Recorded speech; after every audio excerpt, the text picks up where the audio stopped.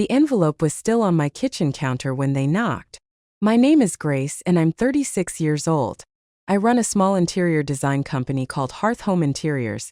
Built from scratch, from nothing, from a folding table in a studio apartment where my daughter used to sleep in a drawer lined with blankets because we couldn't afford a proper crib. That was a long time ago. The drawer is long gone. So is the apartment. So I thought, were they? But there they were. Standing in the rain on my front step like a photograph I had deliberately burned and somehow found intact in a drawer I never opened. My father in his charcoal wool coat. My mother with her hair set perfectly. An umbrella held at exactly the right angle, as though even the weather owed her composure. They looked older. Of course they did. 20 years does that. But the posture straight, controlled, radiating the specific kind of confidence that comes not from peace but from the lifelong habit of being obeyed, that hadn't changed at all. I stood at the door for a moment before I opened it. Through the frosted glass I could see their shapes. I could have walked away. I want to be honest about that. I could have gone back into my kitchen, poured myself coffee, and waited for them to leave. A part of me, the part that had spent 20 years building a life specifically so I would never need anything from anyone, told me to do exactly that. I opened the door anyway. Grace. My mother said my name the way people say the name of a city they used to live in, with recognition but without warmth. A geographic fact. My father said nothing. He looked at me the way he had always looked at me, which was slightly to the left, as though direct eye contact with me required more emotional investment than he was prepared to make. Richard. Diane. I used their first names deliberately. I had stopped calling them Mom and Dad somewhere around the time I was sitting alone in a hospital corridor at 16 in labor with no one coming. Neither of them flinched. Points to them, I suppose. I let them in. The house smelled like fresh paint and cedar. I had just finished a minor renovation in the hallway, testing a palette for a client. The walls were a soft sage green. My father looked at them the way he looked at most things I owned, which was with a very specific brand of polite neutrality that communicated nothing so much as faint disappointment. I didn't offer them coffee. I sat in the armchair across from the sofa where they settled themselves side by side, my mother arranging her bag on her lap with the practiced efficiency of a woman who has spent decades signaling readiness to leave at any moment. "You look well," she said. "Thank you." Silence. The rain tapped against the window. I waited. I had learned how to wait a long time ago. It was one of the first skills I developed after they left, this ability to simply occupy silence without filling it, without apologizing for it, without offering anyone an easier version of myself. My father cleared his throat. "We saw the article. In Interiors Quarterly. I had been featured 3 months prior. A full spread on a converted farmhouse project outside the city. The kind of feature that had taken a decade of deliberate, unglamorous work to earn. My photo was on the second page. Grace Myers, founder and CEO. We were proud," my mother said. The word landed strangely. Not because it was cruel, but because it was offered so casually, as though pride were something you could simply hand someone 20 years after the fact, like a gift receipt for something they'd already paid full price for. I didn't say anything. "We'd like to reconnect," my father said. "Properly. As a family." And then he said something that made everything in my body go absolutely still. "We'd love to meet your son. I have a daughter. Her name is Lily. She is 19 years old, a college sophomore, and she has her father's eyes and my stubbornness and a laugh that still, to this day, makes whatever room she's in feel larger. She is the single best thing that has ever happened in my life, and I have never, not for one day, allowed myself to think otherwise. I do not have a son." I looked at my father. Then at my mother. Neither expression changed. "My son," I repeated. "The article mentioned." My mother began. "The article mentioned my daughter, Lily, who is 19. My voice was even. I was proud of that. "There is no son." Something moved across my father's face. Too fast to name, gone before it could be identified. My mother adjusted her bag strap. "Of course," she said smoothly. "We must have misread." But here is what I knew in that moment, sitting in my sage-green hallway with the rain hitting the window and 20 years of silence compressed into the 6 feet of air between us. They had not misread anything. There was no son mentioned in that article. There was no ambiguity, no grammatical confusion, no misprint. They had come looking for something specific. And whatever it was, it had nothing to do with me. I will tell you what my life looked like in the weeks before they appeared on that doorstep because it matters. Lily was in her second year at university, studying environmental policy, living in a shared house with 4 other students who she described collectively as genuinely chaotic but fine. She called me every Sunday, sometimes on Wednesdays too, if something had happened, a difficult essay, a friendship drama, once a minor kitchen fire that she narrated with the kind of gleeful retrospective calm that told me everyone was safe and she was already composing the story for maximum comic effect. I lived for those calls. Not in a desperate way. I had a full life, a business I was proud of, friends I trusted, but in the way that parents who raise their children alone and against considerable odds sometimes love the evidence that it worked. Hearth Home Interiors had been operating for 11 years. We had 6 full-time staff and a roster of clients that had grown, gradually and without shortcuts, from nervous young couples renovating their first flats to established developers who came to us specifically because we didn't do generic. We had a reputation for spaces that felt genuinely inhabited, not staged, not performed, not assembled from a mood board and a generous budget, but lived in. Real. I built the company on that philosophy because it was the only philosophy I actually believed in.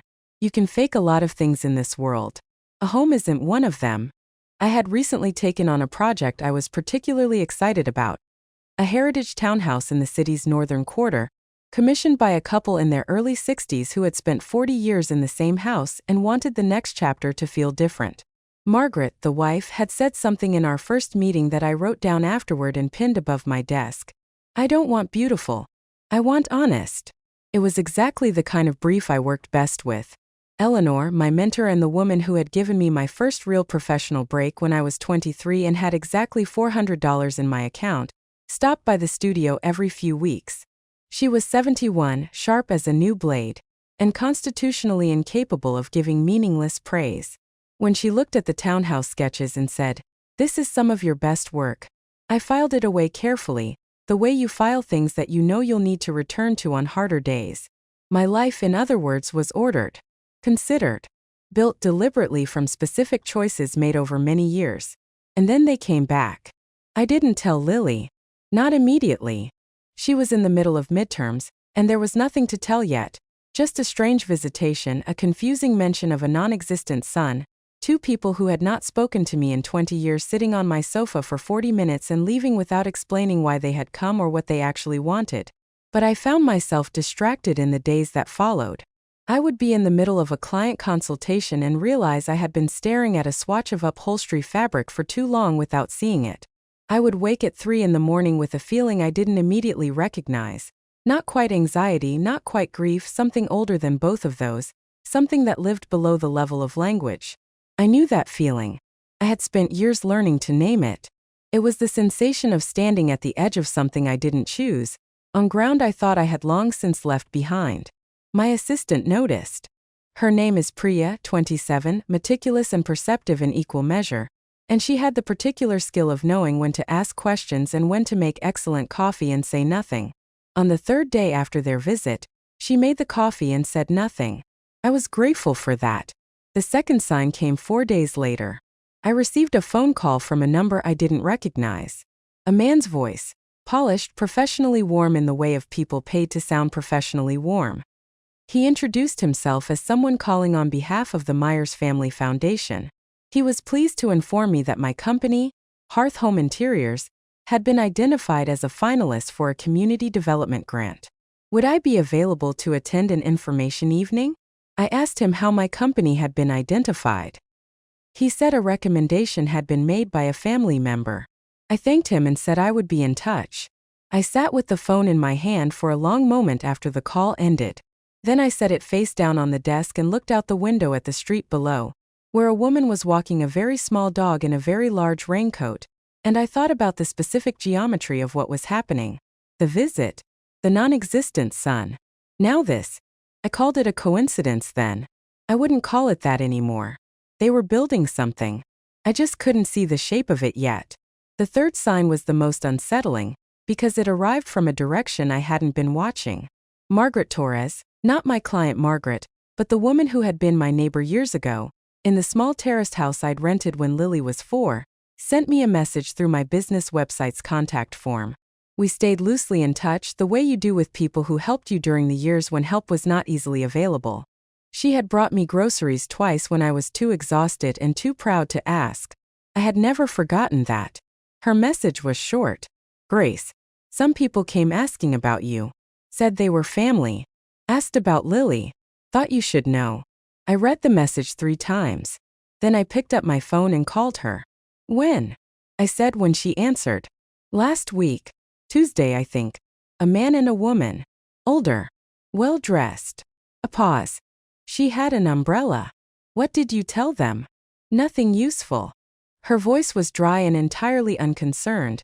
The voice of a woman who had seen enough of other people's messes to know when to be careful.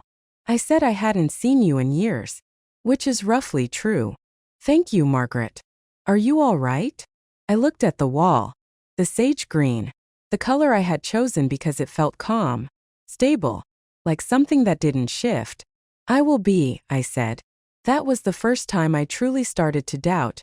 Not their motives, which I already suspected, but my own judgment. I had told myself the door visit was just discomfort. Nostalgia. Some belated parental impulse. But you don't send people to your estranged daughter's former neighborhood to ask questions about her child if what you're feeling is nostalgia. You do that when you need information. And people who need information are people who want something specific. They called on a Thursday morning. My father this time. His voice on the phone was different than it had been in person. Less careful, slightly rushed in a way that didn't suit him. He asked if I had received the call about the foundation grant. I did, I said. We thought it might be a useful opportunity. For the business. The business is doing fine. A short pause. Of course. Yes. We know that. Another pause longer. Your mother and I are celebrating our 50th anniversary in 6 weeks. We're holding a gathering. Formal dinner. Family, close friends, some community figures. He said community figures, the way people say it when they mean the specific people whose opinions constitute the social atmosphere they breathe. We'd like you to be there. You and Lily. I was quiet. As family, he added. As if that word still meant the same thing it had meant before November 2004. When I had stood at the door of a house I grew up in 17 days postpartum, and been handed a legal document and told that the terms of my residency in the family had changed. I'll think about it, I said. I did not hang up immediately. I waited a few seconds the way I had trained myself to, because I had learned over years that the most important information often comes in the pause before the other person believes the conversation is over. Grace. His voice shifted slightly. It would mean a great deal. To both of us. And the family would be complete. The family, I repeated. All the children. Together. Nathan and Carolyn. My older brother and sister, both of whom had stayed.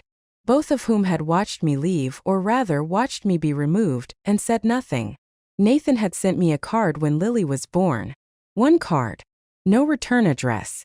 Carolyn had not contacted me at all. I thought about the word complete. About what was missing from that picture. About a non-existent grandson and a foundation grant and a woman with a very specific umbrella visiting my old neighborhood. I'll be in touch, I said. I called my brother Nathan that same evening.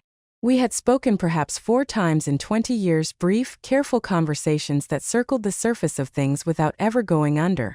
But he had always answered when I called, which I had always interpreted as something. I wasn't sure anymore what. The anniversary party, I said when he picked up. No preamble. What do you know about it? A silence that was a fraction of a second too long. It's their 50th. They're making it a big event. How big? Venue hire. Catering. They've live-streamed things before, some of the charity events. He stopped. Live-streamed, I said. Grace. Who's coming, Nathan? He exhaled. A lot of people. Pastor Harrison, the Hendersons, the whole board of the foundation. Some press, maybe. Rebecca Huang from the local paper has covered their events before. Another pause. They want it to look complete. The family photo. All of us. And there it was. The shape of it. Finally visible. They didn't want me. They wanted the image of me. The prodigal daughter returned, smiling at her parents' anniversary party. 20 years of estrangement dissolved in one elegant public moment. And with Lily there, young, beautiful, the physical embodiment of the family line continuing, the story would write itself. Except they had imagined a grandson. A son. Something even more legible, more symbolic, more useful for whatever story they were building about themselves. I hadn't put it all together yet. But something inside had already broken. Not shattered, that's the wrong word, too dramatic for what it actually felt like. It was more like a specific quiet settling. Like something that had been held at a slight angle for a very long time finally dropping into its actual position. Are you going? Nathan asked. I don't know yet, I said. She's different now. Older. She. Don't, I said. Quietly, not unkindly. Don't do that. He didn't. I found the magazine article that weekend. It took me 20 minutes of searching, cross-referencing the date of their visit with issues of Interiors Quarterly, before I found the piece they had referenced. It was not the farmhouse feature. It was an earlier profile published 14 months prior, a shorter piece about women-owned small businesses. I was one of 6 profiles. The photograph showed me at my studio desk. In the background, slightly out of focus, was a framed photograph on the shelf, me and Lily at her high school graduation, both of us laughing, Lily in her cap and gown, her arm around my shoulders. The caption beneath the main photo read, Grace Myers, founder of Hearth Home Interiors, with a photo of her daughter and son. The journalist had made an error. A careless error. Lily in her gown, cap slightly askew, her hair cut short that year, laughing at something I'd said. The caption writer had looked at that photograph from a distance and made an assumption. My parents had read that caption. And they had built an entire architecture of contact around it. They hadn't come to reconnect with their daughter. They had come to secure access to a grandson they believed existed. A male heir. A name carrier. A social symbol clean enough to present at a 50th anniversary party. I sat with that for a long time. Not angry. Not yet. Something more fundamental than anger. A kind of deep, clarifying recognition. The feeling of finally understanding a sentence you've been trying to parse for years. Looking back now, that was the moment I should have simply closed the door and walked away. Not because staying was wrong, but because everything that followed was already written in that caption, in that assumption, in the particular brand of need that had always sat at the center of everything they did. They had not changed. They had simply aged. I called Eleanor the following Monday. Eleanor had known me since I was 23, which meant she had known me through the entire architecture of what I had built, not just the business but the life around it. She knew about my parents in the way that close people know about things that shaped you. Not through the full story told all at once, but through the accumulated weight of years of small disclosures, the details that slip out when you're tired or caught off guard or finally trust someone enough to let them. I told her what had happened. All of it. The visit. The non-existent grandson. The Grant call. Margaret's message. The magazine caption. The anniversary party. Eleanor listened without interrupting, which was one of the things I valued most about her. She was genuinely capable of receiving information without immediately needing to respond to it. When I finished, there was a pause. What do you want? She asked. Not what are you going to do? Not what should you do? What do you want? I don't know yet, I said. Yes, you do. She was right. I did. But wanting something and being ready to name it are different things, and I wasn't ready yet. They're going to use the party as a stage, I said. A live-streamed event. The journalist who covers their foundation events will be there. Community figures. The whole social architecture they've spent their lives building. Yes. And they want me and Lily to stand in the photograph and make it look like none of it happened. Yes. I took a breath. They sent people to my old neighborhood to ask questions about Lily. Eleanor's voice changed by a fraction. Did they approach Lily directly? Not that I know of. But the fact that they went looking. I stopped. She's 19. She has never met them. They are strangers to her. Then she needs to hear this from you, Eleanor said.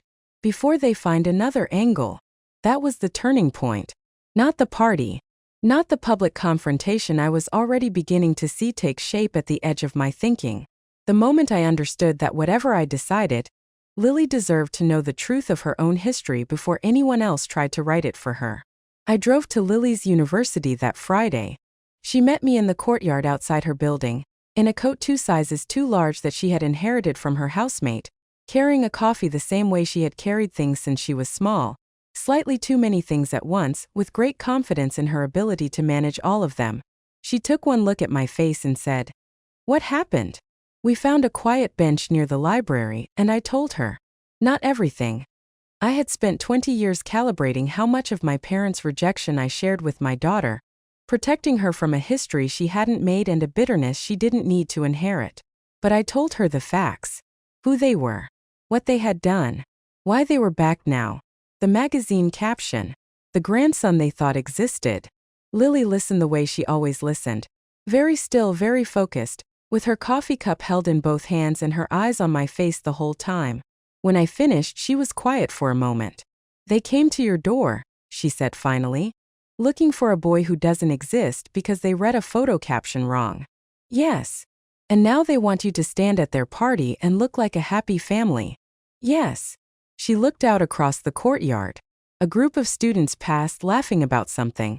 The afternoon light was low and golden, the kind of light that makes everything look slightly more significant than it is. "What are you going to do?"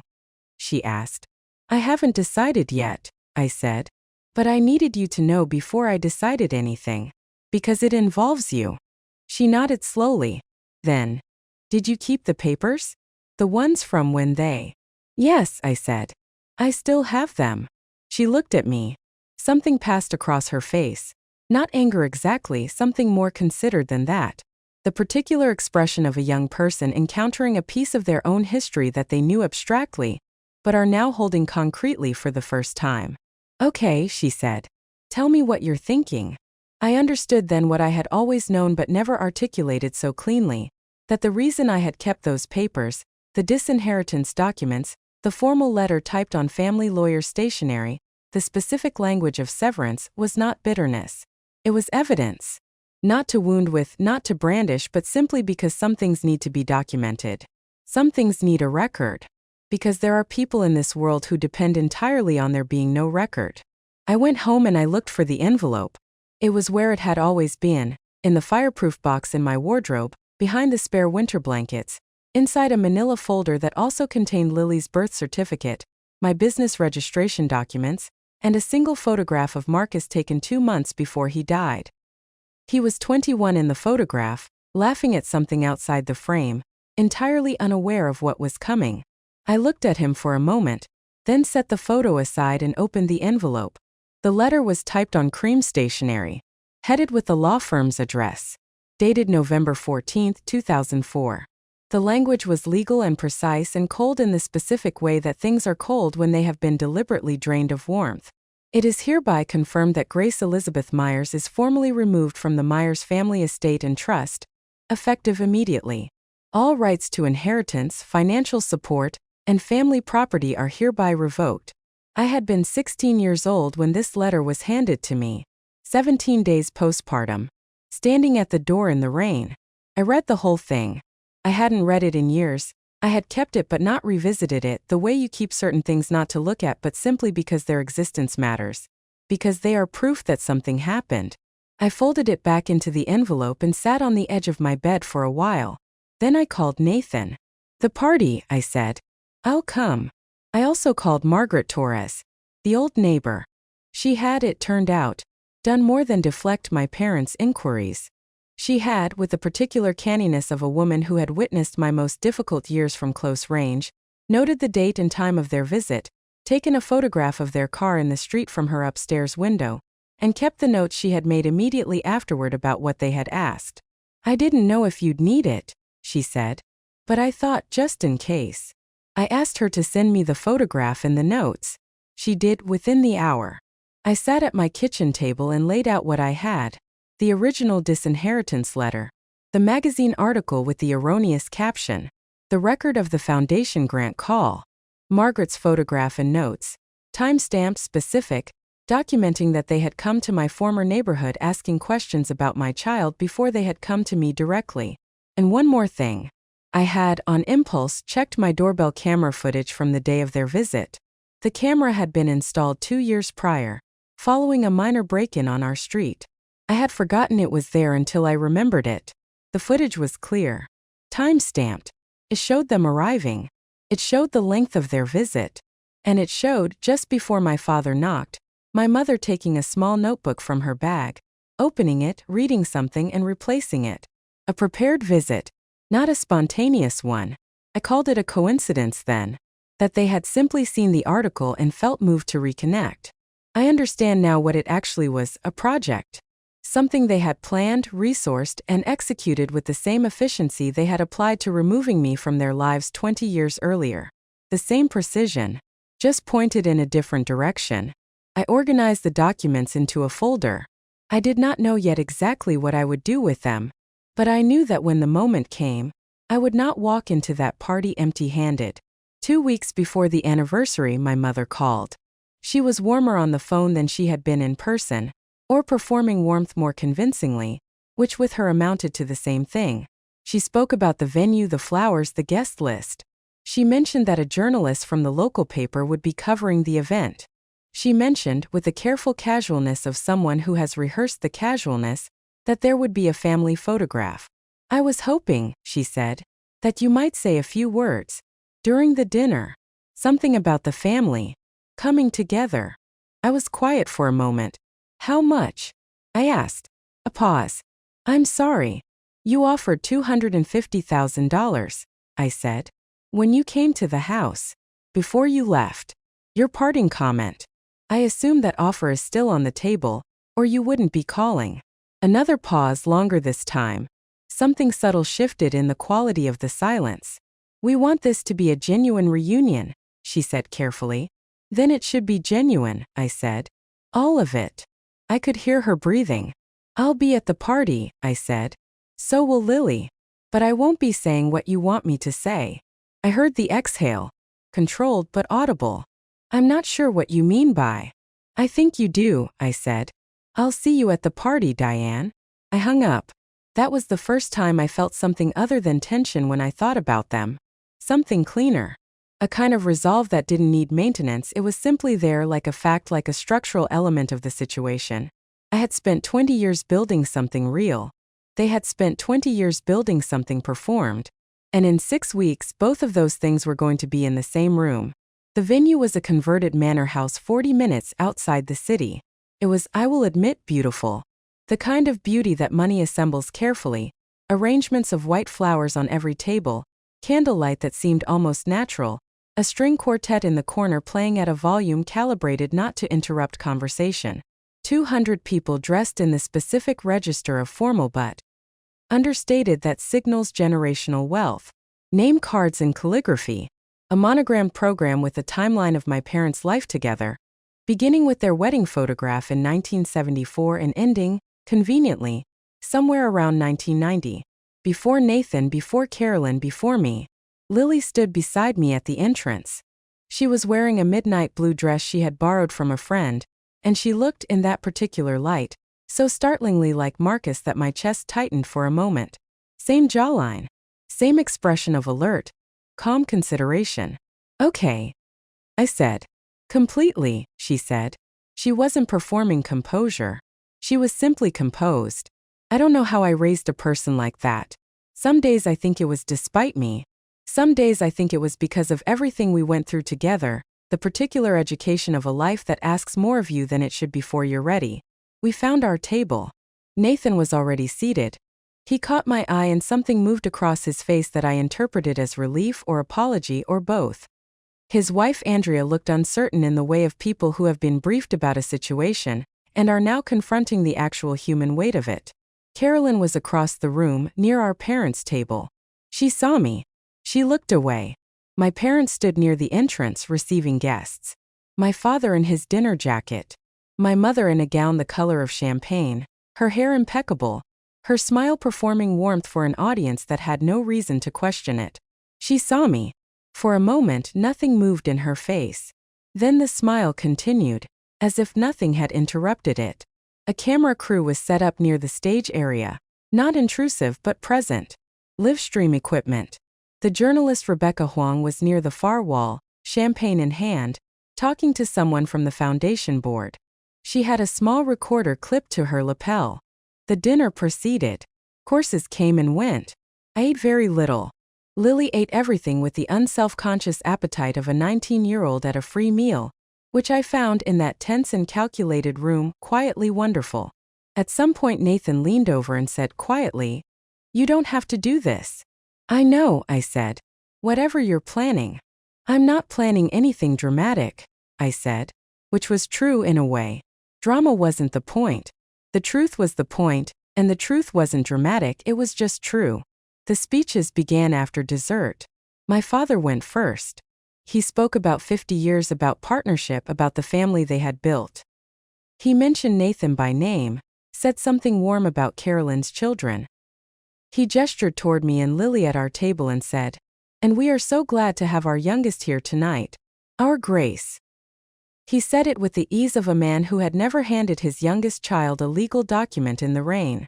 With the ease of a man who did not experience the memory of that moment because he had never, at any point, organized his experience of it as a memory. It had simply been a decision, a practical matter, something resolved. The applause was warm. My mother spoke next.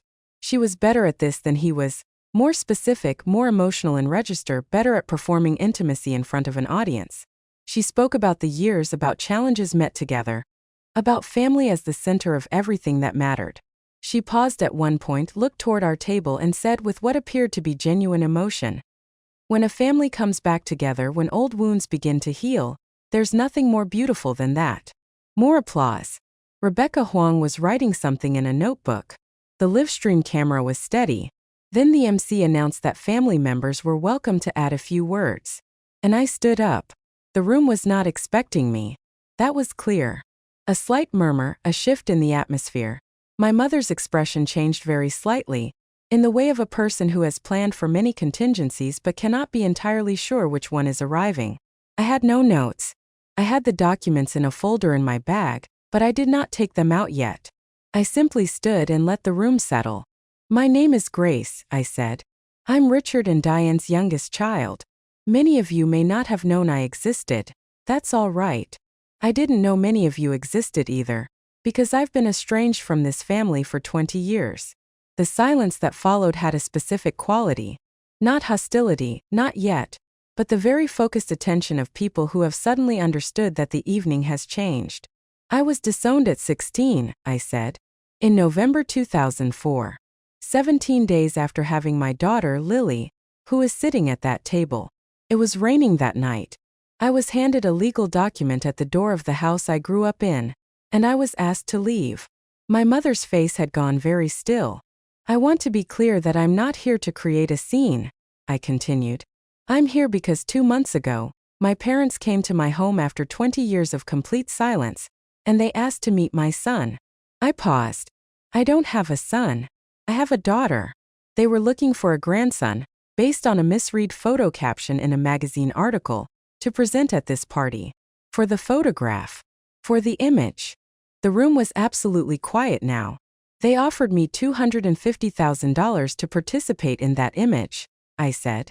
"To stand here in this room and allow this evening to be filmed and shared as a story of family reconciliation. A story of wounds healed and family restored." I reached into my bag and took out the folder. I placed the disinheritance letter on the table in front of me. This document is dated November 14, 2004. It was drafted by the Myers family lawyer and handed to me by my father. I was 16 years old. I looked up. I've kept it for 20 years. Not out of bitterness. I kept it because some things need to be documented. I looked at my parents. My father was looking directly at me now. For the first time in my adult memory, his gaze was fully, entirely on my face, without the slight deflection. His expression was unreadable. My mother's hands were very still on the table in front of her, her champagne glass untouched. "I'm not asking for an apology tonight," I said. "I'm not asking for anything. I've built my life. My daughter is extraordinary. I don't need anything from this family that they haven't already, in their absence, given me, which is the absolute certainty that I am capable of doing things on my own." I paused. "But I won't stand in a photograph and smile for a livestream audience and let this be called healing, because it isn't healing. It's performance.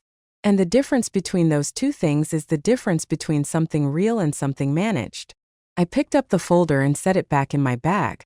"Congratulations on 50 years, I said. And I sat down. The room was very quiet for a moment. Then it wasn't. The string quartet had stopped. Two people near the back were leaning to speak to each other in low voices. Rebecca Huang had stopped writing and was looking directly at me with the focused attention of a journalist who has just been handed a story she did not expect. The livestream camera was, as far as I could tell, still running. Nathan reached over and put his hand briefly on my arm. He didn't say anything. He didn't need to. Lily was looking at me. Her expression was calm and clear and completely present. The expression of someone who has just seen something difficult and important, and has decided to remain exactly where they are. My mother stood up. For a moment I thought she was going to speak. She looked around the room, at the guests, at the camera, at the journalist, at Nathan, at me, with the expression of a woman performing a very rapid internal calculation. Then she sat back down. My father said nothing at all. Pastor Harrison, seated at the adjacent table, cleared his throat and said something to his neighbor. The MC looked uncertain. Someone from the catering staff appeared in the doorway and then retreated. Then Carolyn stood up. I had not expected that. She was across the room at our parents' table, and she stood slowly, with the careful movement of someone choosing to do something they may have been avoiding for a long time. "I was there," she said. Her voice was even but not without effort. "In November 2004. I was 22. I watched our parents hand Grace that document, and I said nothing." She paused. "I have thought about that night many times. Tonight I want to say, for the record, that Grace is telling the truth. All of it." Then she sat down. The party did not end early. That was not how it went. What actually happened was a kind of slow deflation, the quiet evacuation of a particular kind of collective pretense. People continued to talk, quietly, in the register of those adjusting to new information.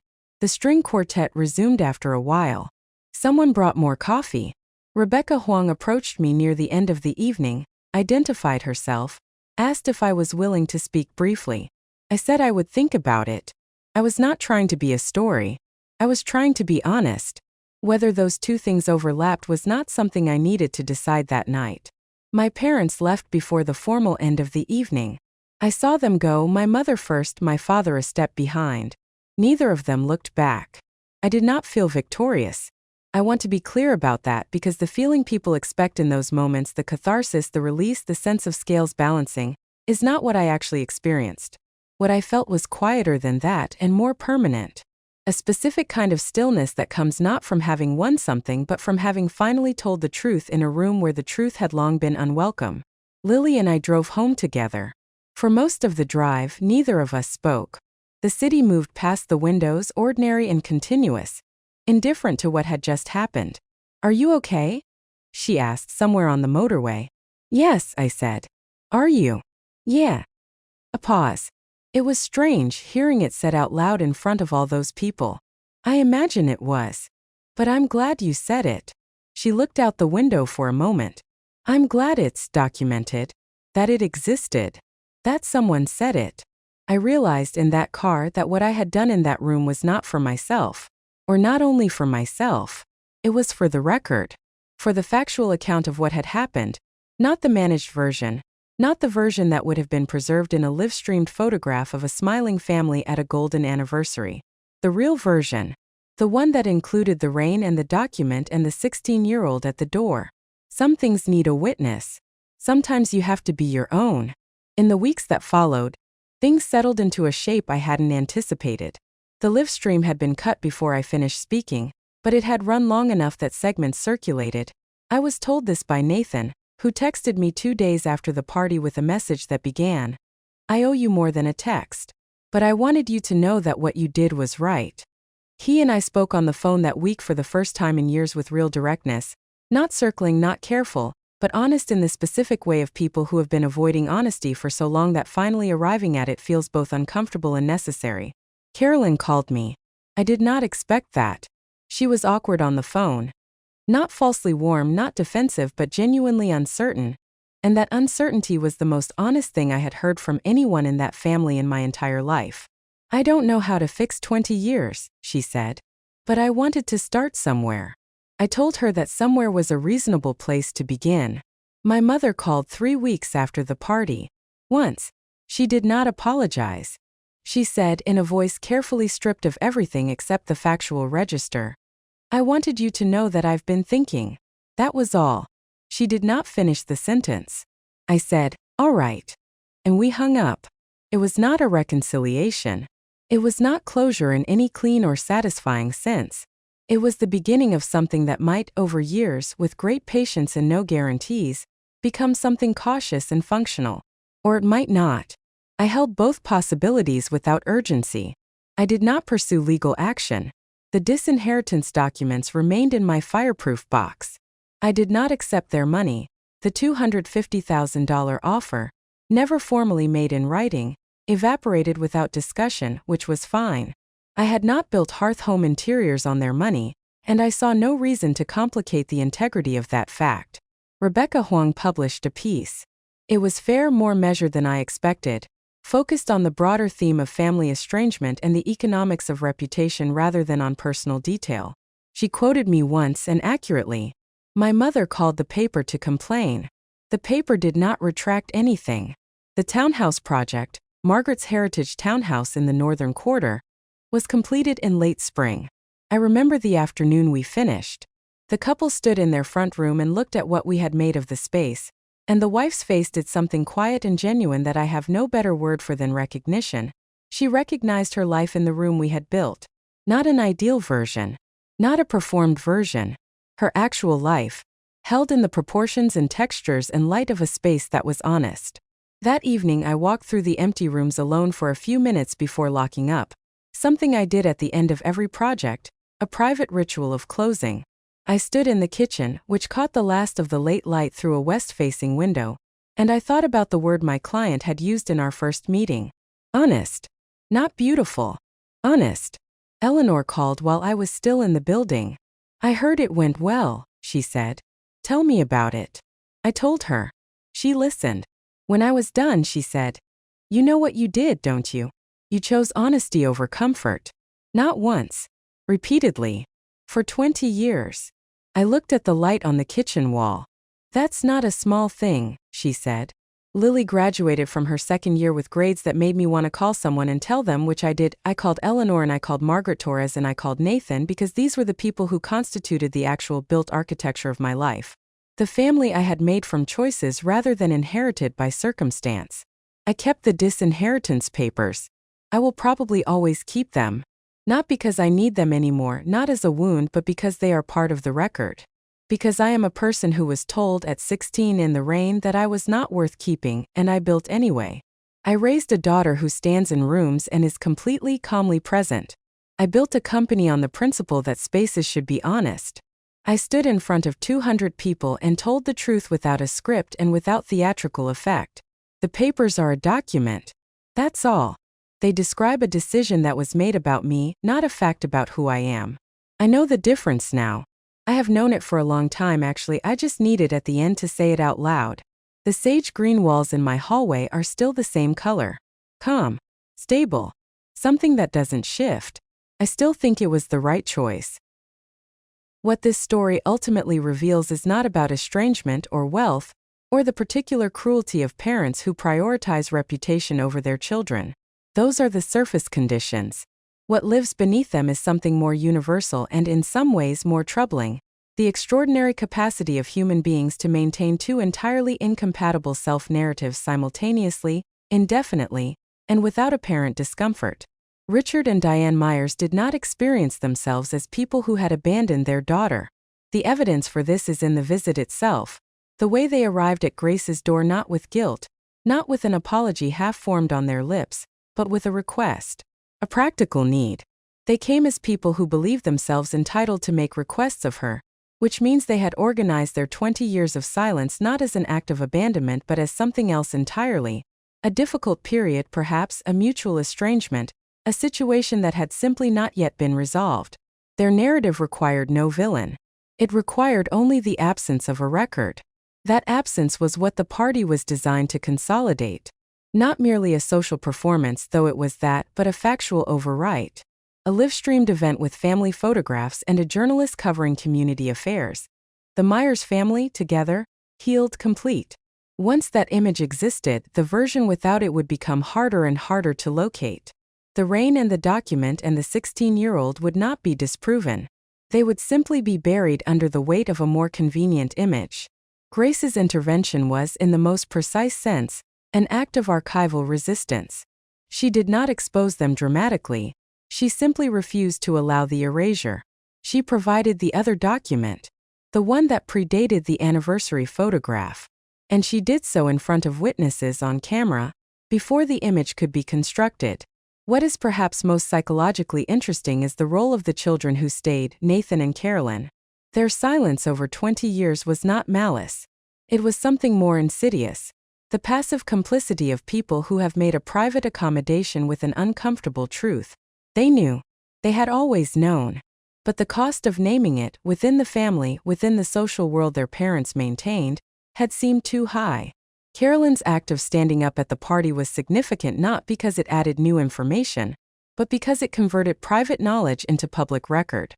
She chose, at 52, to pay a cost she had been avoiding for 30 years. The $250,000 offer is, in retrospect, the most clarifying detail in the story. It reveals what Grace's parents actually believed about her. That she was, like most things in their world, manageable. That she had a price. That her truth was a commodity that could be purchased and redirected. What they had fundamentally failed to understand across all the years and all the distance was that Grace had spent 2 decades specifically becoming someone for whom that transaction was impossible. She had built a life on the refusal of managed appearances. She had built a company on the principle of honesty. Their offer did not find someone desperate or bitter or maneuverable. It found someone for whom the offer itself was the final piece of evidence she needed. The accumulation that drives this story, every small sign, every misread caption, every careful visit to an old neighborhood, points toward a single unavoidable conclusion, that the people who are most dangerous to us are not always those who wish us harm. They are sometimes those who simply do not see us at all, who have never, not once, organized their experience of us as the experience of a real person with an interior life and a capacity for witness. Grace was a detail in their story. That was the wound. Not the disinheritance, not the rain, not even the silence of 20 years. The wound was being reduced, consistently and completely, to an element in someone else's narrative, a problem to be managed, an inconvenience to be resolved, a figure to be positioned in a photograph. She refused the photograph. And in doing so, she refused the reduction. What stays with me about this story isn't the confrontation. It's the 20 years before it. The building. The folding table, the drawer crib, the $400. The specific, unspectacular work of constructing a life when you have been told you are not worth one. People sometimes ask why someone wouldn't fight back immediately, why they'd wait, why they'd go on building quietly instead of demanding acknowledgement. And I think the answer is simpler and harder than it looks. Because some people decide, early and of necessity, that the only thing truly theirs is what they build with their own hands. You can't be disinherited from that. You can't be document served your way out of a company you built from nothing, a daughter you raised alone, a philosophy of work that has honesty at its center. What strikes me most is this. They handed her the best thing they ever gave her at 16 in the rain. The absolute confirmation that she was on her own. Because people who know they're on their own stop waiting for rescue. And people who stop waiting for rescue tend to build things that last.